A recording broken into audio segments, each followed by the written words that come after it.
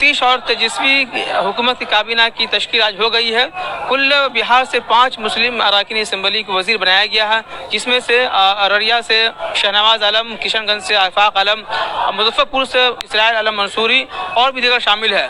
तो सीमांचल एक जो मुस्लिम आबादी का एक बड़ा हल्का वहाँ रहता है। शहनवाज आलम के बनने के बाद वहाँ पे क्या कुछ सरगर्मियाँ होंगी, क्या तरक्याती चीज़ें होंगी, जो अररिया से जो लोग यहाँ पे शहनवाज आलम के हिमायती आए हैं उनसे जानते हैं, उनसे डायरेक्ट बात करते हैं। शहनवाज साहब को वहाँ का मंत्री बना दिया गया है, कितनी खुशी आप लोगों को? एकदम बहुत ज़्यादा खुशी है। हम लोग तेजस्वी यादव और नीतीश कुमार जी का शुक्रिया अदा करते हैं। आपने जो पद दिया है, जो मंत्री पद दिया है, इससे आपको सीमांचल में बहुत फायदा मिलने वाला है, क्योंकि वो तस्लीमुद्दीन के सुपुत्र हैं।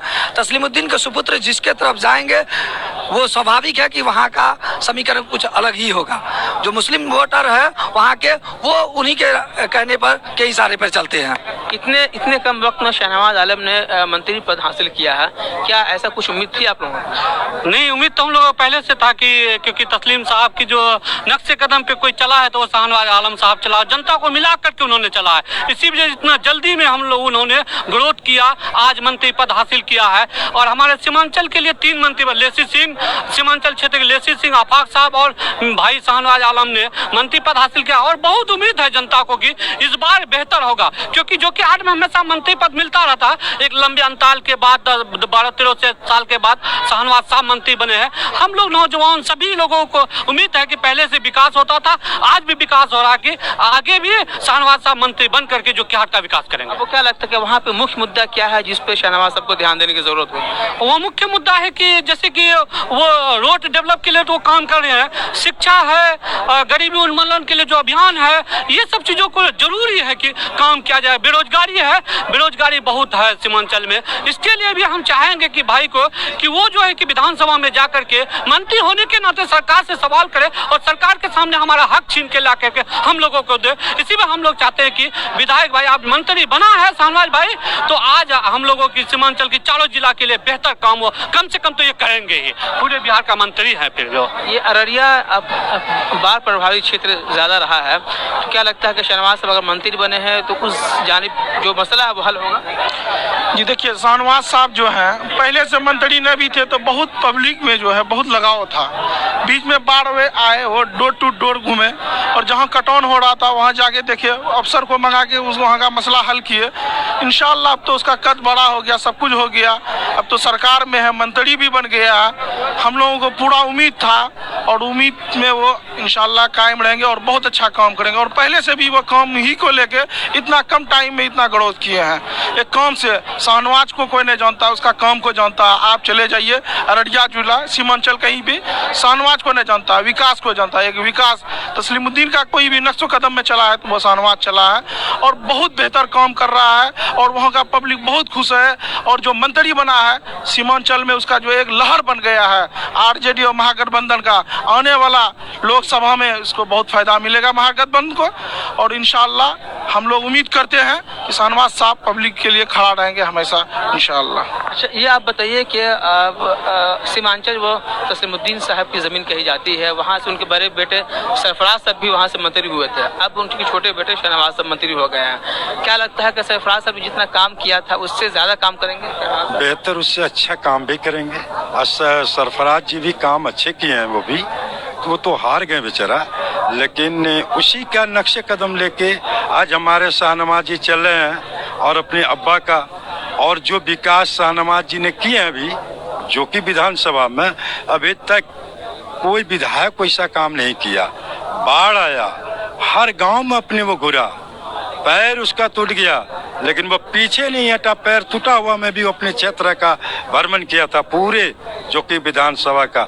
हम लोग को ये गर्व है कि हम लोग विधायक थे, हमारे शहनवाज जी आप तो मंत्री हो गए। अब तो हम लोगों को बहुत खुशी है कि और भी बेहतर काम करेंगे और हम लोगों के लिए इससे ज़्यादा खुशी का और क्या होगा। अबूजर साहब, एक आखिरी सवाल कि अररिया में दो भाई शहनवाज साहब सरफराज साहब, जाहिर सी बात है बीच में जो दोनों दो पार्टी में थे अब फिर एक पार्टी में हो गए हैं, तो क्या वो तलखियाँ जो तमाम दोनों भाइयों के दरमियान थी जिसका असर वहाँ के आवाम पे भी था, जो लोग वोटर थे, तो अब एक होंगे और दोनों भाइयों के दरमियान जो तलखियाँ थी वो खत्म होंगी। छोटा होने के नाते शाहनवाज साहब छोटा होने के नाते वो तो पहल किए हैं कि उसे जो है कि वो बड़ा भाई को बड़ा मान के चल रहे हैं। आज बड़ा भाई को दिल बड़ा करके आज उसके शपथ समारोह में आना चाहिए। ऐसा नहीं हो सकता कि छोटे भाई होने के नाते वो खुद से जाके उनसे मुलाकात करें, उनकी दुआएं नहीं, ऐसा भी हो सकता है। इंशाल्लाह हम लोग जब जाएंगे यहाँ से हम उसका मुलाकात उसका किया जाएगा हम लोगों का द्वारा। ऐसा नहीं है इसके अंदर में कोई दिली कोई जो है कि झगड़ा कुछ नहीं है, बस ये है कि थोड़ा जनता के सामने और कुछ लोगों की बात व्यवहार के सामने, क्योंकि हमारे बड़े भाई सरफराज साहब जो है ना कुछ लोगों की बात मान करके मामला तूल पकड़ा है। सरफराज साहब भी थोड़ा झुके, थोड़ा शाहनवाज साहब भी झुके, मामला दोनों नॉर्मल हो जाए, एक ही पार्टी में मिलके काम करे, यही बेहतर है। भाई भाई है, झुकना क्या है? एक दूसरे भाई को मोहब्बत होना चाहिए। लड़ाई घर में ही होती ना, हमसे आपसे ताल्लुक नहीं है तो लड़ाई नहीं होगी, मगर हम भाई अगर दोनों एक जगह रह रहे हैं तो गारंटी है कि कुछ ना कुछ कम बेस हो जाता है। और दोनों प्रतिबंधित रहे, दोनों चुनाव लड़े, एक भाई जीते, आखिर तस्लीमुद्दीन का बेटा जीता, एक उसी तस्लीमुद्दीन का बेटा जीता, कोई दूसरा तो नहीं जीता। अगर कोई दूसरा जीता तो दोनों को दुख होता कि मेरा भाई मेरे से अलग लड़ा, मगर तस्लीमुद्दीन का बेटा लड़ा, जीता है। हम लोगों को खुशी है, हम चाहते हैं हम लोग कि सीमांचल के लिए और पूरे बिहार के लिए ये दोनों भाई अगर मिल जाते हैं तो सीमांचल बहुत मजबूत हो जाएगा। उससे ज्यादा बड़ी राहत जो कि हाट की जनता है उसको ही होगी। एकदम जो कि हाट की जनता बहुत खुश है आज कि किसी तरह दोनों भाई मिल जाए तो हम लोगों का टेंशन दूर हो जाएगा। दोनों भाई के बीच में पिसता कौन है? दो नेता के बीच में दोनों का वर्कर पिसता है। एक भाई चाहता है वो मेरा वर्कर नहीं है, दूसरा मेरा वर्कर नहीं है। हम लोगों को हर वक्त डर लगा रहता है, पता नहीं कौन क्या कह दे, दुश्मनी हम लोगों से हो जाए। कि अगर आज मंत्री शाहनवाज साहब बने हैं तो सरफराज आलम का कितना नाम हुआ कि उसका छोटा भाई मंत्री बने हैं। अभी उसका इलेक्शन है, लोकसभा